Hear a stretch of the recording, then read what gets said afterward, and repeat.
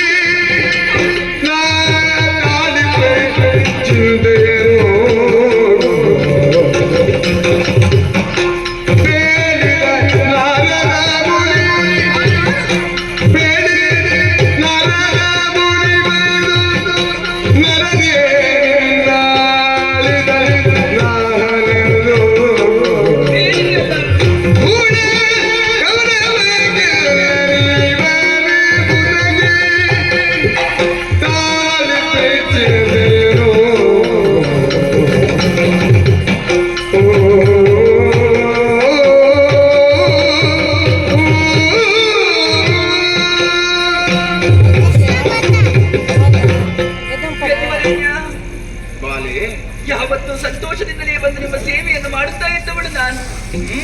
ಆದರೆ ಏನು ಇವತ್ತು ಈ ರೀತಿಯಾಗಿ ಕಣ್ಣೀರಿಳಿಸುತ್ತಾ ಬರುವುದಕ್ಕೆ ಕಾರಣ ಇದೆ. ಯಾಕೆ? ಏನಾಯಿತು? ಬರುವ ಸಪ್ತಮಿಗೆ ನನಗೆ ಮದುವೆ ಎನ್ನುವ ಹಾಗೆ ತೀರ್ಮಾನಿಸಿದ್ದಾನೆ ನನ್ನನ್ನ. ಆ ಕೌರವನಿಗೆ ನನ್ನನ್ನು ಮದುವೆ ಮಾಡಿಕೊಡುವುದು ಅಂತ ತೀರ್ಮಾನಿಸಿದ್ದಾನೆ. ಆದರೆ ನಿಮ್ಮ ಸೇವೆಗೆ ಬರುವಂತಹ ಸಂದರ್ಭದಲ್ಲಿ ನೀವೇ ಆಡಿದಂತಹ ಮಾತು, ನಿನ್ನ ಇಷ್ಟಾರ್ಥಗಳೆಲ್ಲ ಈಡೇರುತ್ತದೆ, ಶುಭವಾಗ್ತದೆ ನಿನಗೆ ಎನ್ನುವ ಹಾಗೆ. ತ್ರೈಲೋಕ ವಿಜಯನೇ ನಿನ್ನ ಕೈ ಹಿಡಿಯುತ್ತಾನೆ. ಆ ಆಸೆಯನ್ನೇ ಇರಿಸಿಕೊಂಡವಳು ನಾನು. ಸುರಮುನಿಗಳಾದಂತಹ ನಾರದರು ಆಡಿದಂತಹ ಮಾತು ಇದೆ, ನರನೇ ನಿನಗೆ ಗಂಡನಾಗಿ ಒದಗಿ ಬರ್ತಾರೆ ಎನ್ನುವ ಹಾಗೆ. ಆದರೆ ಅವರು ಆಡಿದಂತಹ ಮಾತು ಸುಳ್ಳಾಗಿ ಹೋಯಿತೆ. ಅಲ್ಲ, ನೀವಾಡಿದಂತಹ ಮಾತು ಸುಳ್ಳಾಗಿ ಹೋಯಿತೆ. ನಾನು ಆ ಕೌರವನನ್ನು ಮದುವೆಯಾದೆ ಅಂತಾದ್ರೆ ನನ್ನ ಬಾಳು ಹೇಗಾದೀತು. ಇದೆಲ್ಲ ಯೋಚನೆಯನ್ನು ಮಾಡಿದೆ ಅಂತಾದ್ರೆ ಅದಕ್ಕಿಂತ ನಿಮ್ಮ ಪಾದ ಸೇವೆಯನ್ನು ಮಾಡಿದ ಆ ಧನ್ಯತೆ ನನ್ನಲ್ಲಿಟ್ಟು ಕೊನೆಯದಾಗಿ ಒಂದು ಆಶೀರ್ವಾದವನ್ನು ಮಾಡಿ ಅವನನ್ನು ಮದುವೆಯಾಗುವುದಕ್ಕಿಂತ ಪ್ರಾಣ ತ್ಯಾಗವನ್ನು ಮಾಡಿ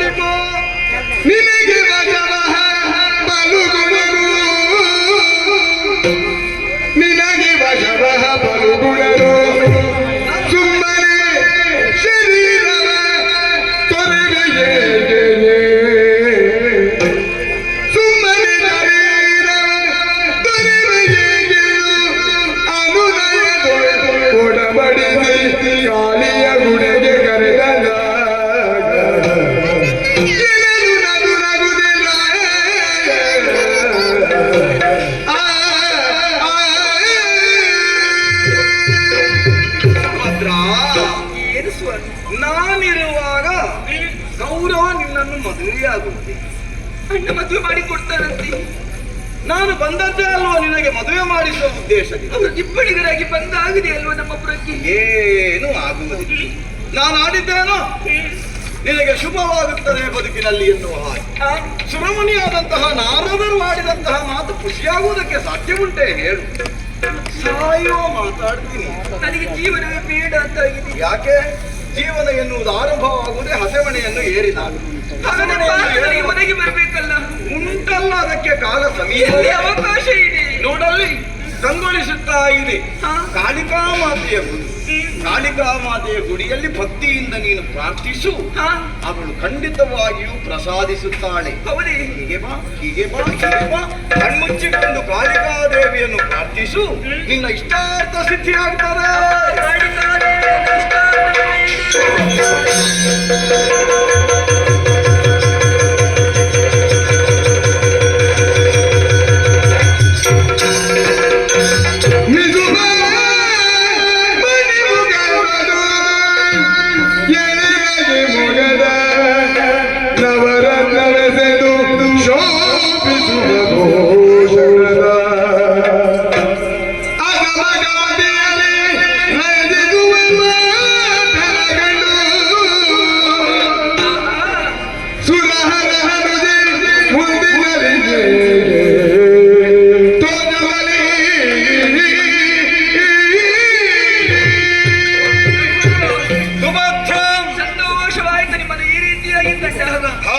ನಾನು ಯಾರನ್ನು ಕೈ ಹಿಡಿಯಬೇಕು ಎನ್ನುವ ಹಾಗೆ ನನ್ನ ಮನಸ್ಸಿನಲ್ಲಿ ಪೂಜಿಸುತ್ತಾ ಇದ್ದೇನೋ ಅವನೇ ನನ್ನ ಕಣ್ಣ ಮುಂಭಾಗದಲ್ಲಿ ಕಾಣಿಸಿಕೊಂಡಂತಹ ಸಂದರ್ಭ.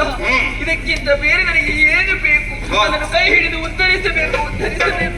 ಸುಭದ್ರಂ ಅನವರತು ಅನುಕ್ಷಣವು ನನ್ನ ಪ್ರಾಣಪತಿಯಾಗಿ ಪ್ರಾರ್ಥನೆ ಕೂಡಿ ಬರಬೇಕೆಂಬುದಾಗಿ ನೀನು ಪ್ರಾರ್ಥನೆ ಮಾಡುತ್ತಾ ಇದ್ದವಳು. ನಿಜ. ನಿನ್ನ ತಂದೆ ಬಹಳ ಯೋಚನೆ ಮಾಡಿ ನಿನಗೆ ಸುಭದ್ರ ಹೆಸರನ್ನು ಕೊಟ್ಟಿದ್ದೇನೆ. ಯಾಕೆ ಗೊತ್ತುಂಟ? ನಿನ್ನ ಜೀವನ ಯಾವತ್ತೂ ಕೂಡ ಅಭದ್ರತೆ ಕೂಡಬಾರದು ಎಂಬುದಾಗಿ.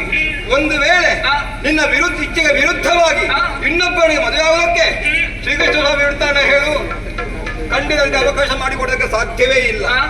ಆಗ ನಿನಗೆ ಸಂದೇಹ ಇರ್ಬೋದು. ಈ ಮೊದಲು ಸನ್ಯಾಸಿಯಾಗಿ ನಿನ್ನ ಸಮಕ್ಷಣೆ ಇದ್ದದ್ದು, ನೀನು ಬಹಳಷ್ಟು ನೀವು ಸೇವೆ ಮಾಡ್ತಾ ಇದ್ದದ್ದು. ಸೇವೆ ಮಾಡಿದ್ದೇನೆ. ಬೇರೆ ಯಾರು ಅಲ್ಲ, ನಾನೇ ಬಂದದ್ದು. ಹಾಗಾದ್ರೆ ನನ್ನ ಪದ್ಯ ಸೇವೆಯನ್ನು ನಾನು ಮಾಡುತ್ತಾ ಬಂದೆ. ಅಂದಿನ ಸೇವೆ ಮಾಡಿ ಖಂಡಿತ ಅಲ್ಲವೇ ಅಲ್ಲ. ಹಾಗಂತ ನಾವು ಒಂದಾಗಬೇಕೆಂಬುದಾಗಿ ದೇವರುಗಳು ಕಾಯುತ್ತಾ ಇದ್ದಾರೆ, ಸುರಿಸುತ್ತಾ ಇದ್ದಾರಲ್ಲ. ಹೌದಲ್ಲ? ನಮಗೆ ಸಂತೋಷವಾಯಿತು. ಹೌದು.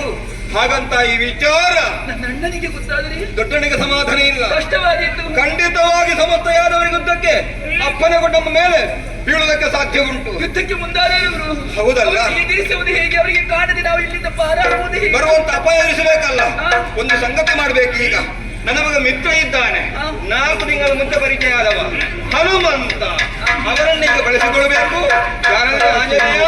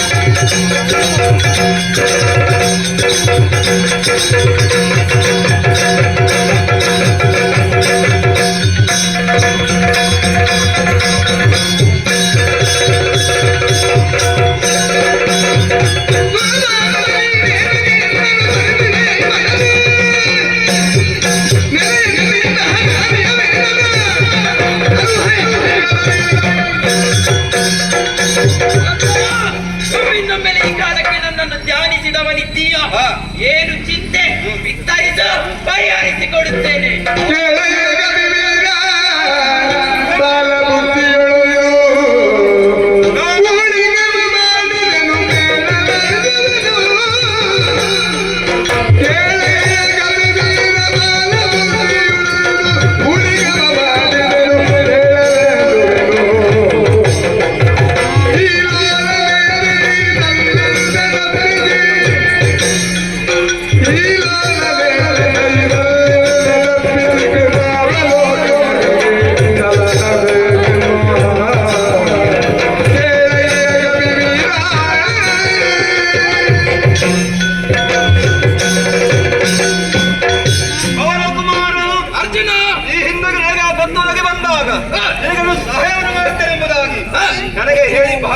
ಆಗ್ಲಿಲ್ಲ. ಹೌದು. ಕೇವಲ 4 ತಿಂಗಳು ಕಳೆದು ಅಷ್ಟೇ. ಹಾ. ಈಗಲೇ ಅಘಟಿತ ಘಟನೆ ಆಗಿ ಹೋಗಿದೆ. ಏನಾಯ್ತಯ್ಯ? ನಾನು ಬಾಲ ಬುದ್ಧಿಯಲ್ಲಿ ಹಾ. ಒಂದು ಸಣ್ಣ ತಪ್ಪು ಮಾಡುವಂತ ಪ್ರಸಂಗ ಮನೆಗೆ ಬಂದಿದೆ. ನೀನು ತಪ್ಪು ಮಾಡಿ. ಗಂಡು ಹೆಣ್ಣುಗಳ ಅನುರಾಗದ ಸಂಗತಿ ನಿನಗೆ ಹೇಳುವ ಅಗತ್ಯವಿಲ್ಲ. ಹಾ. ಯಾಕೆ ನೀನು ಬ್ರಹ್ಮಚಾರಿ ಅಲ್ಲ ನೋಡು. ಸರಿ. ಈ ಹೆಣ್ಣನ್ನು ಒಲಿದು ಬಂದಿದ್ದಾಳೆ. ಹಾ. ಹಾಗಂತ ಮುಂದೆ ಪರಿಸ್ಥಿತಿ ಬಹಳ ಗಂಭೀರವಾಗಿ ಉಂಟು. ಹಾ. ಇವಳ ಬಲಗದವರು ಹಾ. ನನ್ನ ಎದುರಿಸಕ್ಕೆ ಸನ್ನದ್ಧರಾಗಿದ್ದಾರೆ. ಹಾ. ಅದಕ್ಕೆ ನಮಗೆ ಯಾವುದೇ ಅಪಾಯ ಬರೋ ರೀತಿಯಲ್ಲಿ ನೀನು ನಮಗೆ ರಕ್ಷಣಾಗಿ ಬರಬೇಕು. ಅರ್ಧ ಬೀಳು.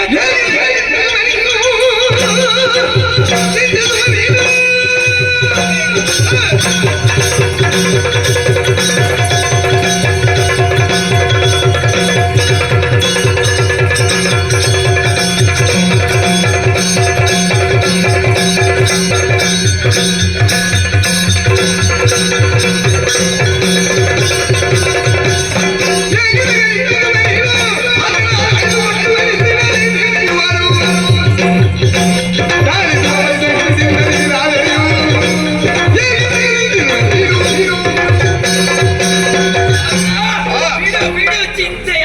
ನಾನಿದ್ದೇನೆ ನಿನ್ನೊಂದಿಗೆ. ಆಹಾ. ನೀವಿರುವರನ್ನು ನನ್ನ ಹೆಗಲನ್ನೇರಿಸಿ ಕರೆದುಕೊಂಡು ಹೋಗುವಾಗ ಹಾ. ಮುಂದೆ ತ್ರಿಶೂಲಧರನೇ ಎದುರಾಗಲಿ. ಸರಿ. ನಾನು ಲೆಕ್ಕಿಸುವವನಲ್ಲ. ಹಾ. ಬನ್ನಿ ಹೀಗೆ. ಹೋಗೋಣ.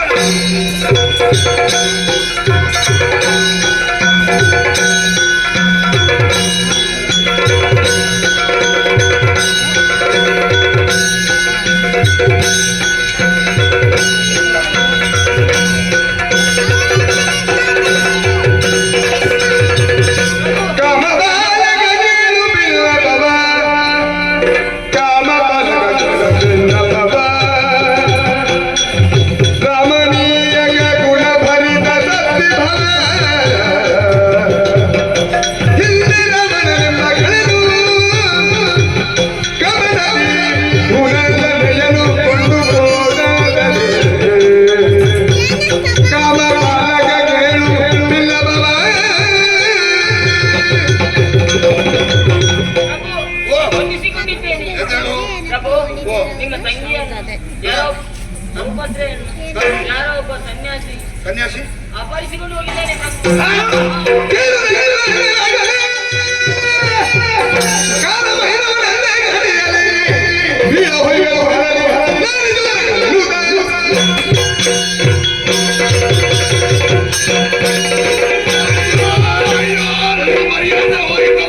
ನಂಬಿಸಿ ಕುತ್ತಿಗೆ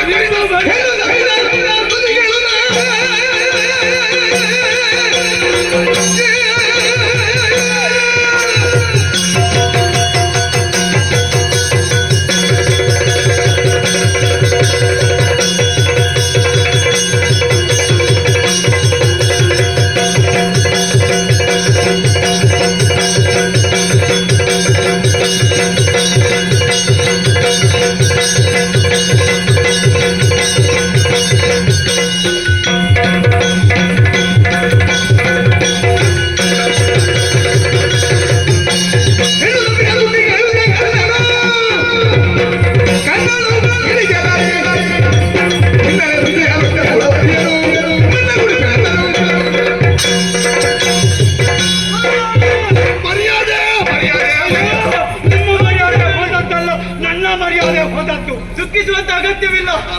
ನನ್ನ ಮಿತ್ರ ಗೌರವ ಮದುವೆಯಾಗಬೇಕಾದಂತಹ ಸುಭದ್ರೆಯನ್ನು ಆ ಅರ್ಜುನ ಅಪಹರಿಸಿದರೆ ಯೋಚಿಸಬೇಡಿ. ಅರ್ಜುನನ ಮತ್ಯಾರು? ನನಗೇನು ಗೊತ್ತು, ಈಗ ನೋಡ್ಬೇಕಷ್ಟೇ ಗೊತ್ತು. ಸನ್ಯಾಸಿ ಅಪಹರಣ ಮಾಡಿದ್ದು ನನಗೆ ಅನುಮಾನ ಇತ್ತು, ಅವನ ಬಗ್ಗೆ ಅನುಮಾನ ಇತ್ತು. ಸನ್ಯಾಸಿ ವೇಷ ಮಾಡಿದವ ಅರ್ಜುನ. ಸರಿ, ನೀವು ಯೋಚಿಸಬೇಕಾಗಿಲ್ಲ. ಒಂದೇ ನನಗೊಂದು ಅಪ್ಪಣೆಯನ್ನು ಕೊಟ್ಟಂತ ಒಂದೇ ಕಲ್ಲಿಗೆ ಹಕ್ಕಿ ಮತ್ತು ಹಣ್ಣು.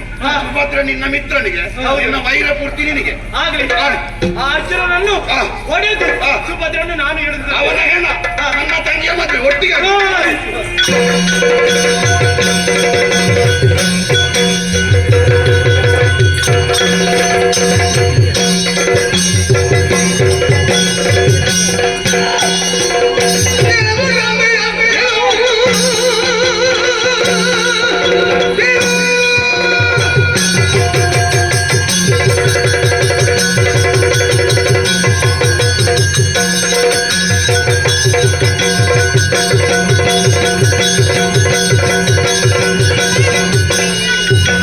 Thank you.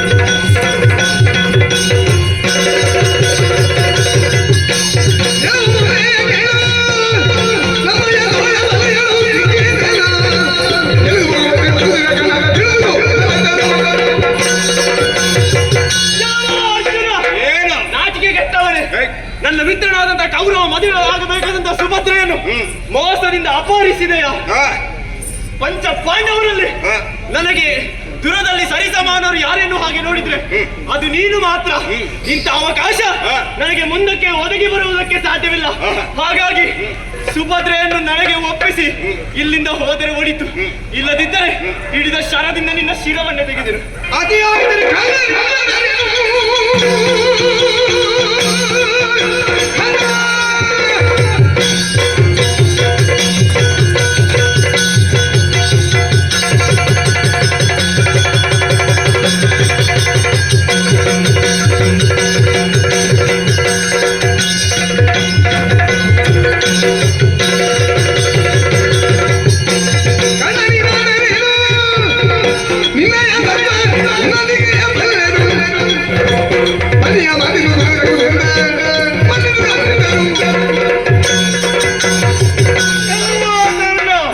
ನಿನ್ನದು ಅತಿಯಾಗಿ ಹೋಯಿತು. ನಿನ್ನ ಸತ್ವ ಸಾಹಸ ಏನೆಂಬುದಾಗಿ ಪರೀಕ್ಷಾ ರಂಗದಲ್ಲಿ ಸರಿಯಾಗಿ ನೋಡಿದ್ದೇನೆ. ನೀನು 6ಕ್ಕೆ ಏರುವುದಿಲ್ಲ, 3ಕ್ಕೆ ಇಳಿಯುವುದಿಲ್ಲ. ಇದು ಉರಿಯುವ ಬೆಂಕಿಗೆ ತುಪ್ಪ ಹಾಕುವಂತ ಜಾತಿಯೇ. ನೀನು ಇಲ್ಲಿಗೆ ಬಂದ ಕಾಲ ಎಲ್ಲ ಹಾಳಾಗಿ ಹೋಯ್ತು.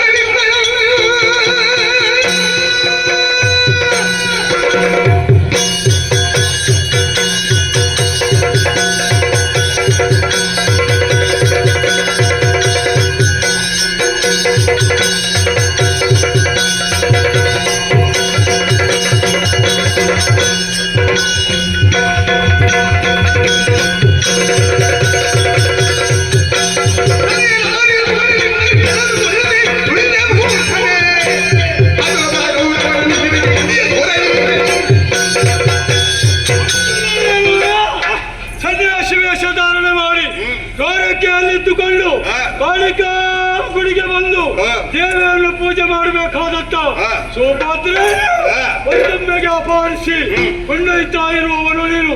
ಈಗ ಹಣ ಬರ ಕೆಟ್ಟವ, ನಿನ್ನ ಎದೆಗೆ ಇಡುವುದಕ್ಕೆ ಇದು ಕಟ್ಟಿಕೊಂಡು ಬಂದದ್ದ. ಹಣೆಗೆ ಬಾಸಿಗೆ ಹೋಗುವುದು, ಆಕೆಯನ್ನು ಮದುವೆ ಆಗಬೇಕು ತೀರ್ಮಾನದಿಂದ ನಾನು ಡಿಪ್ಪನವನ್ನು ಹಿಡಿದುಕೊಂಡು ಬಂದವ. ಎಲ್ಲದಕ್ಕೂ ಒಮ್ಮೆ ಮಂಗಲ ಹಾಡಿದೆಯಲ್ವೇನೋ. ಏಕೋ ಹೇಗೂ ಕರ್ಕೊಂಡು ಬಂದಿದ್ಯೋ, ಒಳ್ಳೆ ಮಾತಿನ ಅವಳನ್ನು ಬಿಟ್ಟು ಕೊಟ್ಟರೆ ಒಳ್ಳೆಯದು. ಇಲ್ಲದಿದ್ದರೆ ನಮ್ಮವರ ಫಲ ಏನು ಅಂಡ ಸಮಯದ ವ್ಯವಹಾರ ಮಾಡಬೇಕು.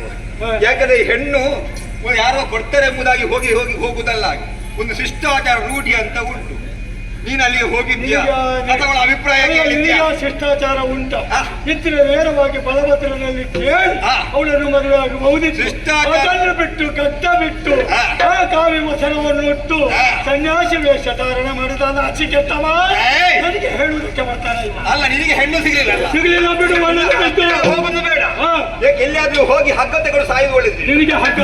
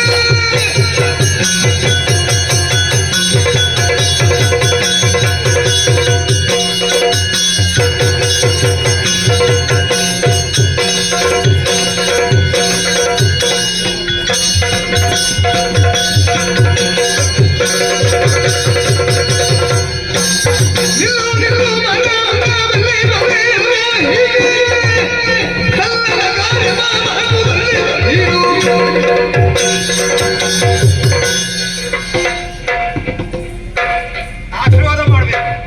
ನೀನು ಹಾಳಾಗಿ ಮಣ್ಣು ತಿಂದು ರಾಶಿ ಕೆಟ್ಟವನೇ, ನನಗೀಗ ವಾಂತಿ ಬರ್ತಾವನು. ನಿನ್ನ ಕೆಟ್ಟ ಕಾಲು ತೊಳೆದು ನೀರು ಕೊಡ್ತೆ ಅಲ್ವಾ ನಾನು. ಇನ್ನು ಯಾವ ಯಾವ ಪಂಡಿತರಲ್ಲಿಗೆ ಹೋಗಿ ಹೊಟ್ಟೆ ಸರಿ ಮಾಡಿ ನಾನು ಹಣೆ ಬರ ಕೆಟ್ಟವನೆ ನಿನಗೆ ಸರ್ಕಾರ ಕಾಲು ತೊಳೆದು ನೀರು ಕುಡಿಯುವಾಗ ಕುಡಿಬೇಡಿ ಅಂತ ಹೇಳಲಿಕ್ಕೆ ನಿನ್ನ ನಾಲಿಗೆ ದನ ವ್ಯಕ್ತಿಯ ಇಡೀ ಪ್ರಪಂಚದಲ್ಲಿ ಉಂಟಲ್ವಾ ಎರಡು ವರ್ಗದವರ ಮರ್ಯಾದೆ ತೆಗೆದೆ ಇನ್ನು ಜೀವಮಾನದಲ್ಲಿ ಯಾರೂ ಕೂಡ ಸ್ವಾಮಿಗಳನ್ನು ಮತ್ತು ವೇಷಧಾರಿಗಳನ್ನು ಮನೆಗೆ ಹೋಗಲಿಕ್ಕೆ ಬಿಡ್ಲಿಕ್ಕಿಲ್ಲ. ಎರಡು ಜನರ ಮರ್ಯಾದೆ ತೆಗೆದೆ, ವೇಷಧಾರಿಗಳ ಮರ್ಯಾದೆ ತೆಗೆದೆ, ಅದರೊಟ್ಟಿಗೆ ಸ್ವಾಮಿಗೆ ಯಾರು ಗುರುದಕ್ಷಿಣೆ ಕೊಡ್ಲಿಕ್ಕಿಲ್ಲ. ಪಾಪಿ ತಪ್ಪಿ ಯಾಕಂದ್ರೆ ಕೆಲವರು ಬಹಳ ಗೊತ್ತುಂಟು ಭಾವಿಸ್ತಾರೆ, ಕೊನೆಗೆ ಹೋಗಿದ್ದು ಗುಂಡಿಗೆ ಬೀಳುದು. ಹೌದು, ಈಗ ನೋಡಿ ಅದೇ ಪರಿಸ್ಥಿತಿ. ಇನ್ನಂತ ನಂಬಿಕೆ ದ್ರೋಹ ನೋಡು, ವಿರೋಧಿಯಾದವ ಎದೆಗೆ ಒದ್ರು ಆದೀತು. ನಂಬಿಸಿ ಬೆನ್ನಿಗೆ ಚೂರಿ ಹಾಕುವಾಗ ಜಾತಿ ಇನ್ನ ತಲೆ ಹೊಡಿತಾನೆ.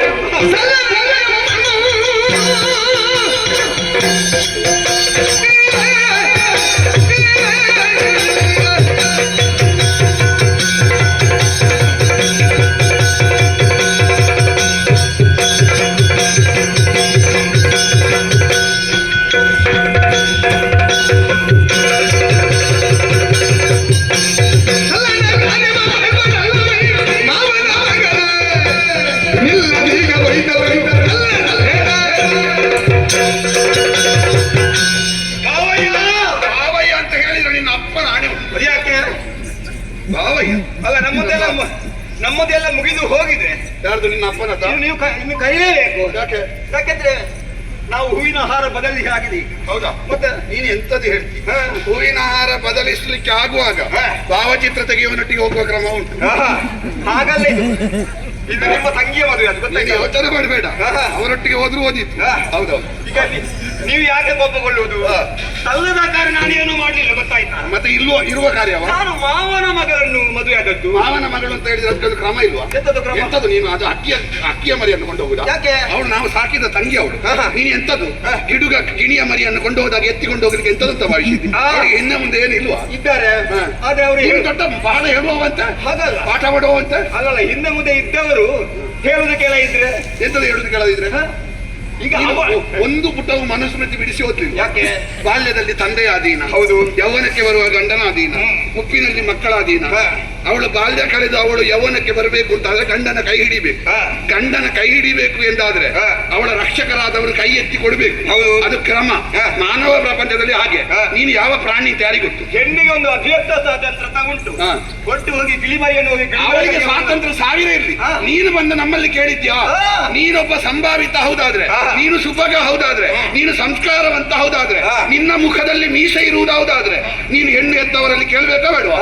ನೀನು ಆರಿಸಿಕೊಂಡು ನಾನು ಮಾಡಿದ ತಪ್ಪ ಸರಿ ಅಂತ ನಿಮ್ಮ ತಂಗಿಯಲ್ಲಿ ಹೋಗಿ ಕೇಳು. ಅವಳಲ್ಲಿ ಕೇಳಲಿಕ್ಕೆ ಅವಳು ಜನಕನೂ ಅಲ್ಲ, ಅವಳು ವ್ಯಾಸರೂ ಅಲ್ಲ, ಅವಳು ಮನುಷ್ಯೂ ಅಲ್ಲ. ಅವಳಿಗೆ ಎಂತದ್ದು ಗೊತ್ತಿಲ್ಲ. ಅವಳು ಪಾಪ, ಅವಳು ನೋಡುವ ಗೊತ್ತಾಗುದಿಲ್ಲ. ಅವಳು ಇವತ್ತು ತಲೆಬಿಸಿಯಲ್ಲಿ ಇದ್ದಾಳೆ, ಒಂದೇ ಇರುವುದು. ಹೌದು, ಅವಳು ಒಂದಲ್ಲ, ಒಂದರಲ್ಲಿ ಎಷ್ಟು ಬೇಕಾದರೂ ಸಮಯ ಕಳೆಯುತ್ತಾಳೆ, ಗೊತ್ತಾಯ್ತಲ್ಲ? ಅವಳಿಗೆ ಭಸ್ಮ ಹಾಕಿದ್ದೀನಿ. ಅವಳು ಬರೇ ಮುಗ್ಧ, ಅವಳು ಪಶು. ಈಗ ಅವಳು ಅರ್ಚನೆ ವಿನ ಬೇರೆ ಯಾರು ಮದುವೆ ಆಗುದಿಲ್ಲ. ಈಗ ನೀವಾಗೆ ಕೈಯಲ್ಲಿ ಕೊಡದಿದ್ದಾಗ ಮತ್ತೆ ಏನು ಮಾಡುದು? ನೀನು ಕೇಳಿದಾಗಿ ಓಡಿ ಕೇಳಿದ ಮೇಲೆ ನಾವು ಕೊಡದಿದ್ರೆ ಇದನ್ನು ಹೇಳು. ನೀನು ಕೇಳಿದ್ಯಾ? ನೀನು ಇಲ್ಲದೆ ಇರುವ ಕುತರ್ಕ ಮಾಡಿದ್ರೆ ಹೆಚ್ಚ. ನೀನು ಕೇಳದೆ ನೀವು ಕೊಡ್ಲಿಲ್ಲ ಅಂತ ಹೇಗೆ ಹೇಳ್ತೀನಿ? ನಮ್ಮನ್ನು ಮನವೊಲಿಸಿ 20 ವರ್ಷ ಸಾಕಿದವರನ್ನು ಮನವೊಲಿಸಿ ಕರೆದುಕೊಂಡು ಹೋಗ್ಬೇಕು. ನಮ್ಮದು ಪ್ರೇಮ ಅಂತ 20 ವರ್ಷ ಸಾಕಿದವರನ್ನು ಕಾಲಿನಿಂದ ಚೆಲ್ಲಿ 2 ತಿಂಗಳು ಪರಿಚಯದವರೊಟ್ಟಿಗೆ ಹೋದವರು ಇದ್ದಾರಲ್ವಾ, ಆ ಹೋಗುವವನಿಗೂ ಬಡಿಬೇಕು, ಆ ಕರ್ಕೊಂಡು ಹೋದವನಿಗೂ ಹೊಡಿಬೇಕು. ಹಾಗಾದ್ರೆ ನನಗೆ ಪಾಠ ಮಾಡಿದ ಬೇರೆ ಯಾರಲ್ಲ, ಗೊತ್ತಾಯ್ತಾ? ನಿಮ್ಮ ತಮ್ಮನೇ ಪಾಠ ಮಾಡಿ. ಅವ ಬಹಳ ಸಂಭಾವಿತ. ಅವರದ ಬೆಂಬಲ ನಮಗೆ. ಅವ ಒಬ್ಬ ಗುರು. ಎಂತ ಗುರು? ಮೂರ್ಖ ಗುರು. ಹಾಗೆ ನೀನು ಶಿಷ್ಯ. ಯಾವ ಶಿಷ್ಯ ಅಂತ ಹೇಳುದಿಲ್ಲ. ನಾಳೆ ಜಾತಿ ನಿಂತಾನೆ ತಗೊಂಡಿತ್ತು.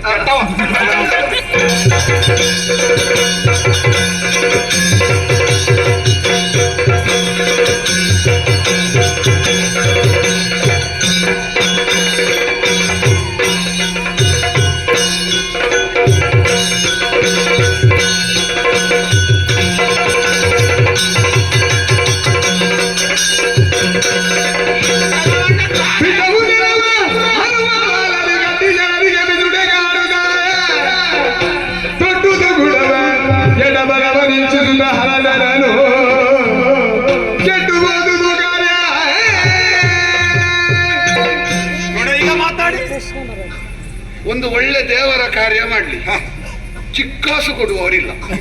ಒಂದು ಹೆಣ್ಣನ್ನು ಹಾರಿಸಿಕೊಂಡು ಹೋಗ್ಲಿಕ್ಕೆ ಸಹಾಯ ಮಾಡುವವರು ಎಷ್ಟು ಜನ. ಬ್ರಹ್ಮಚಾರಿಗಳು ಬರುವುದಂತೆ.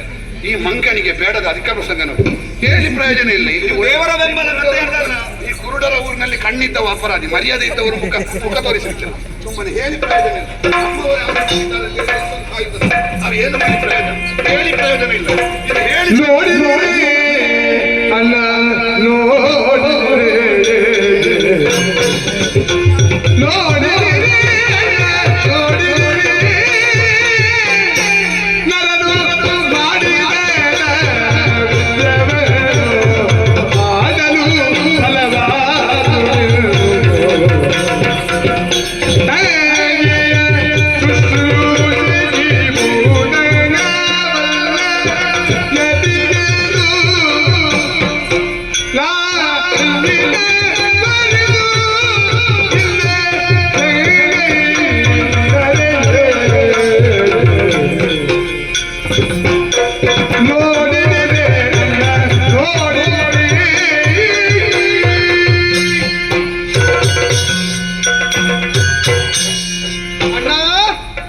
ನನಗೆ ಕೇಳ್ತದೆ, ಮುಖ ನೋಡಬೇಕು ಅಂತ ಇಲ್ಲ. ಅಲ್ಲ, ಮುಖ ನೋಡದೆ ಮಾತಾಡಿ ಅಭ್ಯಾಸವೇ ಇಲ್ಲ. ನಾನೀಗ ಹೊಸ ಹೊಸ ಅಭ್ಯಾಸ ಮಾಡಿಕೊಡ್ಲಿಕ್ಕೆ ಆರಂಭ ಮಾಡಿದ್ದೇನೆ. ಇದುವರೆಗೂ ಮುಖ ತಿರುಗಿಸುವಂತಹ ಪರಿಸ್ಥಿತಿ ನನಗೆ ಏನಾಯ್ತಣ್ಣ? ನಾನೀಗ ಮರ್ಯಾದೆ ಇದ್ದವ ಮರ್ಯಾದೆ ಇಲ್ಲದವರಿಗೆ ಮುಖ ತೋರಿಸುವುದಿಲ್ಲ. ನಿನ್ನ ಬಗ್ಗೆ ಹೇಳುದ ನನ್ನ ಬಗ್ಗೆ? ಯಾರ ಬಗ್ಗೆ ಆದ್ರೂ ಅದೇ ನೀನು ಯೋಚನೆ ಮಾಡಿದ್ರೆ ಆಯ್ತು. ಅಲ್ಲ, ಸರಿಯಾಗಿ ಯೋಚನೆ ಮಾಡುವಾಗ ನೀನು ನಿನ್ನ ಬಗ್ಗೆ ಹೇಳಿಕೊಟ್ಟದ್ದು ನೀನು ಅರ್ಥ ಆಗುತ್ತದೆ. ಯಾರು ಅಂತ ಹೇಳುದು ಬೇಡ, ನೀನು 1000 ಸಲ ನೋಡಿದ್ಯಲ್ವಾ? ಹಾ. ಮಾನ ಅಪಮಾನ ಸಮಾನ ಅಂತ ಹೇಳಿಕೊಂಡು ಬಂದದ್ದು ಯಾರು? ನಾನು ನೀನು? ಎಲ್ಲವೂ ನಾನೇ ಹೇಳಿದ್ದು. ಹಾ. ಆದ್ರೂ ಕೂಡ ಮೊದಲು ನಾನೊಂದು ಮಾತನ್ನು ಹೇಳಿದ್ದೇನೆ, ಹೌದಾ? ಏನದು? ಈ ಅತಿವೇಶದವರನ್ನೆಲ್ಲ ನಂಬಬೇಡ ಅಣ್ಣ. ಯಾರು ಹೇಳಿದ್ದು? ನೀನು ಅನ್ನದ ಒಳಗೆ ಪದಾರ್ಥ ಇಟ್ಟು ನನ್ನಲ್ಲಿ ಪದಾರ್ಥ ಉಂಟು ಅಂತ ಹೇಳ್ಬೇಡ. ಗೊತ್ತಾಯ್ತಲ್ವಾ? ಚಿವುಟುದು ನೀನೆ, ತೊಟ್ಟಿಲು ತೂಗುದು ನೀನೆ. ಇದಕ್ಕೆಲ್ಲ ಕಾರಣ ನೀನು ಅಂತ ಗೊತ್ತುಂಟು ನನಗೆ. ನಿನಗೆ ಎಷ್ಟು ಮಕ್ಕಳಿದ್ದಾರೆ? ಈಗ ಕರ್ಕೊಂಡು ಬರ್ತೇನೆ ಮಕ್ಕಳ ತಲೆ ಮುಟ್ಟಿ ಹೇಳ್ತೇನೆ, ನಿನಗೆ ಗೊತ್ತಿಲ್ಲ ಅಂತ. ನನ್ನನ್ನು ಎತ್ತದು ಅಷ್ಟು ಒಂದು ಏನು ಗೊತ್ತಿಲ್ಲದ ಅಂತ ಭಾವಿಸಿದ್ಯಾ? ನನಗೆ ಮುಸಲ ತಂದುಕೊಡು. ನಿನ್ನಲ್ಲಿ ಮಾತಾಡಿ ಪ್ರಯೋಜನ ಇಲ್ಲ. ಇಲ್ಲಿ ಬಾ. ನಿನ್ನಲ್ಲಿ ಎಂತದ್ದು ಮಾತಾಡುದು? ಕರ್ಮ ಮಾತಾಡುದು. ಇಲ್ಲಿ ಬಾ. ನಾನು ಬರ್ಬೇಕು ಒಟ್ಟಿಗೆ. ನೀನೆಂತದಕ್ಕೆ? ಅಲ್ಲ, ಹೆಂಡತಿಯನ್ನು ಕಲಿರು. ಬಾ. ಅವ ನಮ್ಮ ತಂಗಿ ಅದು ಕರೆದ.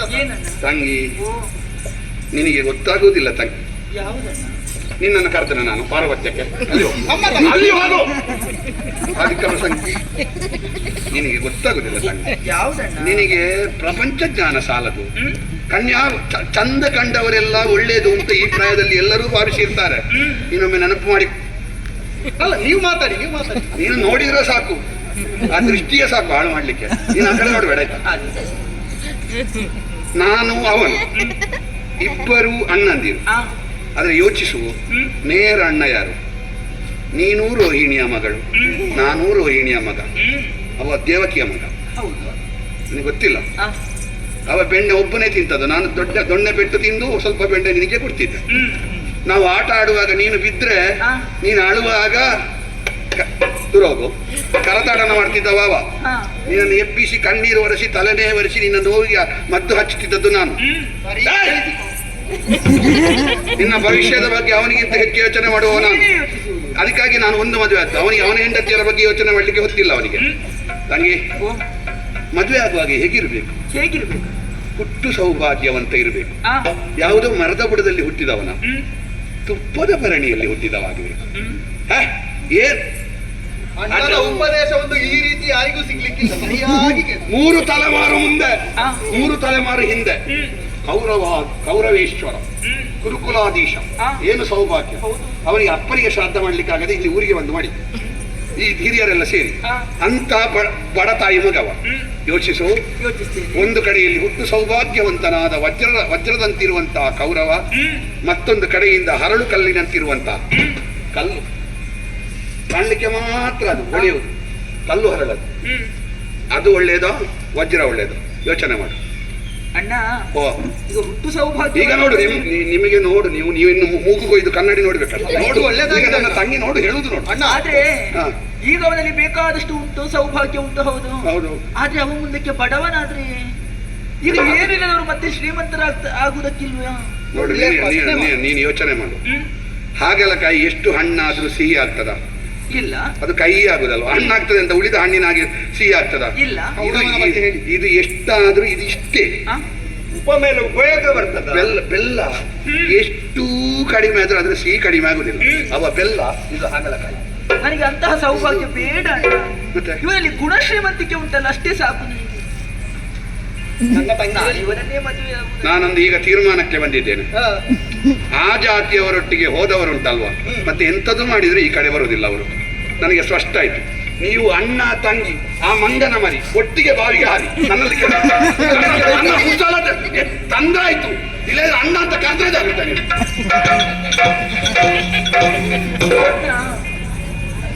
ಏನಣ್ಣ ನಿಮಗೆ ಬೇಕಾದ್ದು ಸಿಕ್ಕಿದ್ದು ಈಗ. ಹೌದು. ಸಿಕ್ಕಿದ್ದು ನಿನ್ನ ಮನಸ್ಸಿನ ಸಂಕಲ್ಪ ಪೂರ್ತಿ ಆಯ್ತಾ? ಈಗ ಏರಿ ಹೋಗಿ ಸ್ವಲ್ಪೋತ್ಸವ ಸರಿಯಾಗ್ತಾರೆ. ನನ್ನ ಅಣ್ಣ ಅಲ್ವಾ? ಮತ್ತೆ? ನನಗೆ ಗೊತ್ತಿಲ್ಲ. ಇನ್ನು ವಿವಾಹದ ಸಿದ್ಧತೆ. ಹೌದು. ಅದನ್ನು ಬರದಿಂದ ನಮ್ಮ ದ್ವಾರಕೆಯಲ್ಲಿ ನಾನೇ ಮಾಡುವ ಆಯ್ತು. ನಿರೀಕ್ಷೆಯಲ್ಲಿ ಇದ್ದುಕೊಳ್ಳೋಣ.